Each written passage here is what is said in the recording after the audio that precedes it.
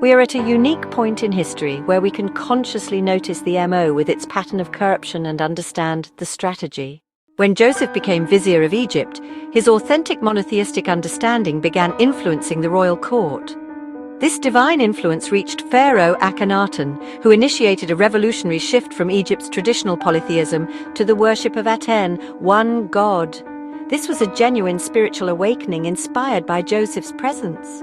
But Judah's faction had learned from their failure with Joseph. If you can't eliminate the prophet, control the prophet. They infiltrated Akhenaten's court as trusted advisors, positioning themselves as the new religious elite who would help implement the monotheistic revolution. Once inside, they employed their standard corruption method. They convinced Akhenaten that he should claim direct prophetic revelation rather than crediting Joseph's influence. They rebranded authentic monotheism as atenism, Akhenaten's personal religious innovation, completely erasing Joseph's role in the spiritual transformation. This was brilliant manipulation.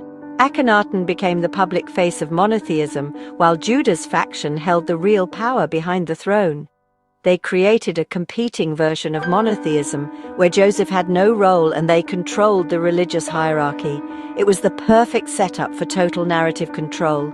Here's stunning linguistic proof of this timeline. The Quran precisely uses both king and pharaoh when referring to Egyptian rulers during Joseph's time. This matches the exact historical transition when Egypt changed from using king to pharaoh as the royal title, during Akhenaten's revolutionary reign. 7th century Arabia couldn't have known this historical detail without divine preservation. But corrupted spirituality always fails.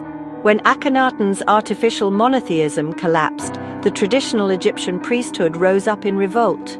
They deposed Akhenaten and enslaved his entire new ruling elite, including all the Hebrews who got caught in Judah's disaster, both guilty and innocent alike, making this event the only time in Egyptian history where the ruling elite and administrators are enslaved.